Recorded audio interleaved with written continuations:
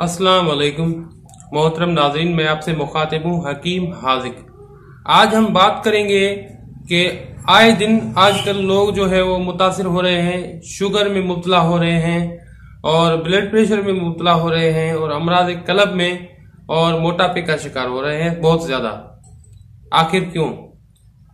आज से अगर हम 50-60 साल पीछे चलते हैं तो हमें याद होगा कि हमारे घरों में अक्सर औकात देहाती इलाकों में पत्थर की जो चक्कियां होती थी उनमें आटा पीसा जाता था और वही प्योर और बहुत ही अच्छे क्वालिटी का आटा होता था। वो हम खाते थे तो हम सेहतमंद रहते थे, हमें कब्ज भी नहीं होती थी, हम मोटापे का शिकार भी नहीं होते थे और उस दौर में हम शुगर, ब्लड प्रेशर और अमराज कलब से ऐसा समझे कि 90% हम बचे हुए थे। क्योंकि हमारे खाने पीने की चीजों में सबसे ज्यादा खाया जाने वाला खाई जाने वाली जो ग़िज़ा है वो है गंदम की रोटी।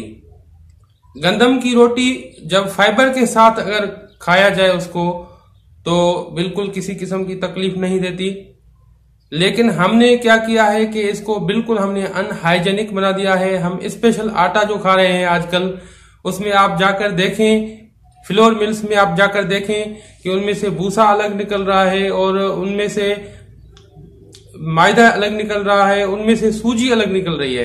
ये 3 चीजें आटे से अलग कर दी जाती हैं। बाकी जो रहता है बिल्कुल बारीक आटा, जिसमें बहुत ज्यादा मिकदार जो है वो निशास्ते का पाया जाता है और जब उससे फाइबर अलग कर लिया जाता है जो कि बेहद ज्यादा हाजिम और हमारे जिस्म के लिए मुफीद एक अज्जा है, जब वो चीजें अलग होती हैं तो ये न सिर्फ निजाम इन्हिजाम को बिगाड़ता है बल्कि निजाम इन्हिजाम में बिगाड़ आने की वजह से हमारे जिस्म में वाफिर मिकदार में निशास्ता जो है वो स्टॉक होता है, जखीरा होता है, जिसके बाद हम क्या होता है कि सबसे पहले हम कब्ज में मुब्तला हो जाते हैं। हम आए दिन कब्ज के अद्वियात खाते रहते हैं लेकिन वो बेअसर रहते हैं क्योंकि हमारी गिजाई तब्दीली जो है उसकी वजह से हम कब्ज का शिकार हो चुके हैं। उसके बाद हम डाइजेस्टिव सिस्टम में बहुत ज्यादा हमें तकलीफ होने लगती है।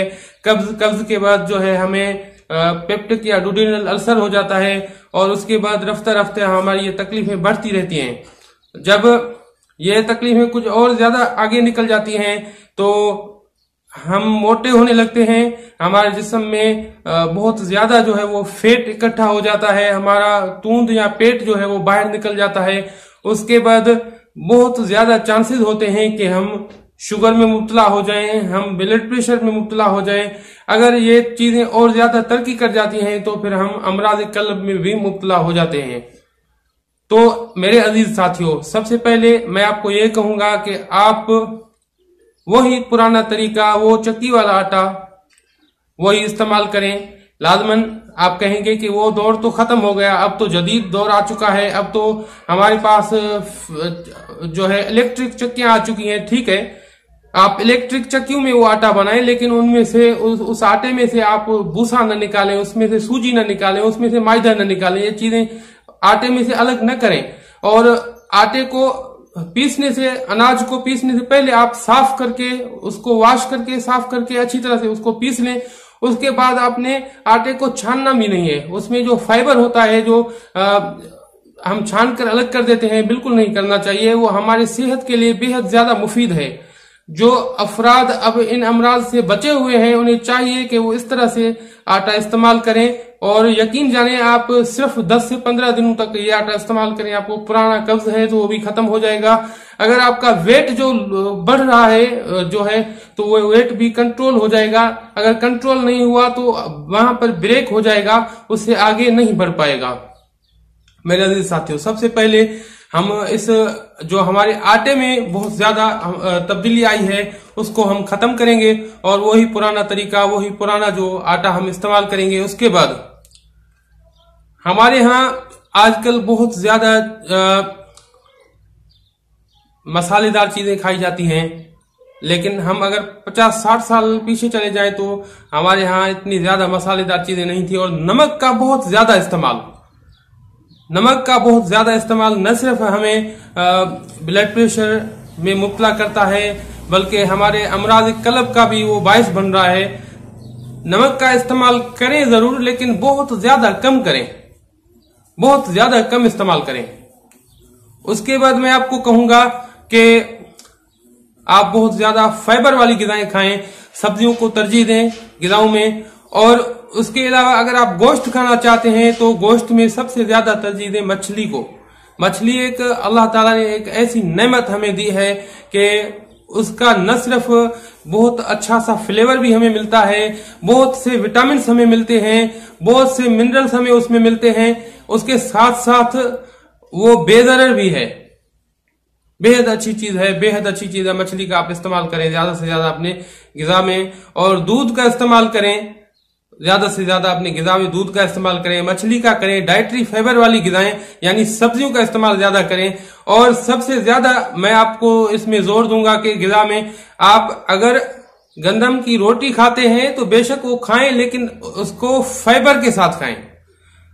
आज से आप 50-60 साल पीछे चले जाएं, मुझे आप छोड़ दें, आप खुद जाके रिसर्च करें कि 50-60 साल या 70 साल पीछे हम चलते हैं तो हमारे पास वो पुराना तरीका, देहातों में तो अक्सर औकात होता था, लेकिन शहरों में भी हो सकता है कि हो, वो स्पेशल आटा जो है वो बराए नाम था या नहीं था। लोग ज्यादातर अपने घरों में चक्की पीसकर वो आटा इस्तेमाल करते थे, या फिर वो इलेक्ट्रिक चक्कियां होती थी तो उसमें भी उनमें से वो स्पेशल आटा हमें नहीं मिलता था। हमें जो मैनुअल जो आटा जो देहातों में हम बनाते थे वही आटा हमें मिलता था, न कि उससे सूजी अलग की जाती थी, न कि उससे निशास्ता उससे मैदा अलग किया जाता था, न कि उससे भूसा अलग किया जाता था। अब यह चीजें आटे से जब अलग होती हैं तो आटे में से फाइबर निकल जाता है। फाइबर निकलने के बायस हमें बहुत ज्यादा तकलीफ उठानी पड़ती है, क्योंकि गंदम हमारे ग़िज़ाओं में बहुत ज्यादा अहमियत का हामिल है। हम कोई सालन खाएं न खाएं, लेकिन गंदम की रोटी तो हम जरूर ही खाएंगे। तो इन चीजों का ज्यादा से ज्यादा ख्याल करें। और एक चीज के 50-60 साल पहले हमारे पास बेवरेजेस जो है वो नहीं थे। बेवरेजेस में आप तमाम बोतलें में किसी का नाम नहीं लूंगा यहाँ पर, तमाम बोतलें, सोडा की बोतलें या वो जूसेस शामिल हैं जो कि बिल्कुल अनहाइजेनिक हैं, बिल्कुल वो सिंथेटिक तरीकेकार से बनाए जाते हैं। आप उनमें तस्वीरें देखेंगे कि ये मैंगो जूस हो गया, ये ऑरेंज जूस हो गया, लेकिन अगर आप उनके फैक्ट और फिगर जाके देखें तो उन कंपनी वालों ने भी उनमें लिखा हुआ है, किसी में 6% मैंगो लिखा हुआ है, किसी में ज्यादा से ज्यादा 9% लिखा हुआ है। और जो है बिल्कुल वो कीमियाई अज्जा होते हैं, और जो है वो फ्लेवर्स होते हैं, कलर्स होते हैं, जो कि आपकी सेहत के लिए बहुत ज्यादा नुकसानदेह होती हैं। अगर आपको जूसेस पीने का शौक है तो खुद जूसेस बनाएं, और उसमें जो उसका जो फाइबर है उसको बिल्कुल अलग न करें। जूसेस बनाएं और खुद इस्तेमाल करें, खुद अपने हाथ से जूसर देके बनाएं और खुद इस्तेमाल करें, न कि डब्बों वाला जूस जहां वो बेवरेजेस जो है बिल्कुल मुज़िर सेहत होते हैं, उनसे भी मैं आपको रोकूंगा, उनसे भी बचें। यह चीजें हमारी सेहत को मुतासिर कर रही हैं बहुत ज्यादा। और उसके बाद जो स्पेशल जो शहरों में लोग आजकल रहते हैं, उन्हें पीने का पानी बिल्कुल साफ नहीं मिलता, क्योंकि तमाम आप खुद जाके देखें, तमाम जो है पानी के लाइन जो है वो फिल्टर प्लांट से निकल रहे होते हैं रोडों के साथ, और वहां पर ड्रेनेज के जो लाइन है वो भी उसके साथ चलते हैं। ज्यादातर होता यह है कि हमारे यहाँ पाकिस्तान में, बल्कि दुनिया में कई एक ममालिक में यही सिस्टम होगा, और वो जब वो पाइपें टूटती हैं तो ज्यादातर वो पानी जो है वो मिक्स हो जाता है, वो बिल्कुल खराब हो जाता है।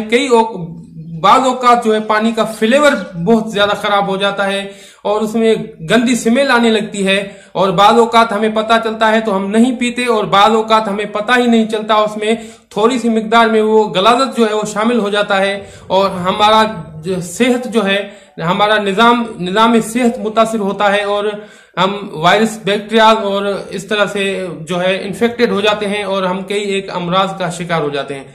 सबसे पहले अगर आप वो फिल्टर वाला पानी इस्तेमाल करते हैं तो उसको मजीद और ज्यादा फिल्टर करें।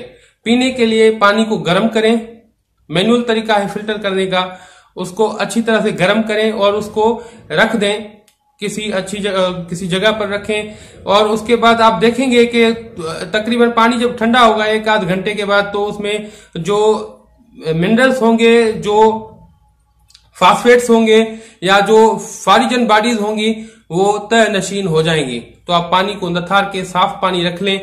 अब इसमें होगा ये कि गर्म करने से ज्यादातर वायरस, बैक्टीरिया जो है वो भी खत्म हो जाती हैं, और मिनरल्स हैं, जो फास्फेट्स हैं, वो भी अलग हो जाते हैं गर्म करने से। तो ये पानी आपको प्योर साफ पानी मिलेगा मैनुअल तरीके से। उसके बाद आप पानी में फिटकरी भी लगा सकते हैं। अगर पानी ज्यादा मैला आ रहा है, खराब आ रहा है, तो उसमें जो गलाजतें हैं वो भी तहनशीन हो जाएंगी और पानी डिसइंफेक्ट भी हो पाएगा। फिटकरी बेहतरीन डिसइंफेक्टेंट एक मादा है हमारे पास, इसका भी आप इस्तेमाल कर सकते हैं। मेरे अजीज साथियों, बहुत सी बातें हैं करने को और बहुत से चीज हैं जो कि मैं अभी आपको बताना चाह रहा हूं, लेकिन मसला यह है कि आपका टाइम बहुत ज्यादा कीमती है और मेरा ये आज का लेक्चर बहुत ज्यादा लंबा हो चुका है। तो मेरे अजीज साथियों, अगर आप हमारे साथ देना चाहते हैं और इस कार्य खैर में हिस्सा लेना चाहते हैं तो हमारे वीडियो को लाइक करें और शेयर करें इंसान जात की फलाह और बहबूद के लिए। अगर आपने हमारा चैनल सब्सक्राइब नहीं किया तो बराए करम चैनल को सब्सक्राइब करें और बेल के आइकन को करें ऑन, ताकि हर वीडियो की नोटिफिकेशन आपको बआसानी मिल पाए। अब हकीम हाजिक को दुआओं के साथ दीजिए इजाजत। अल्लाह हाफिज।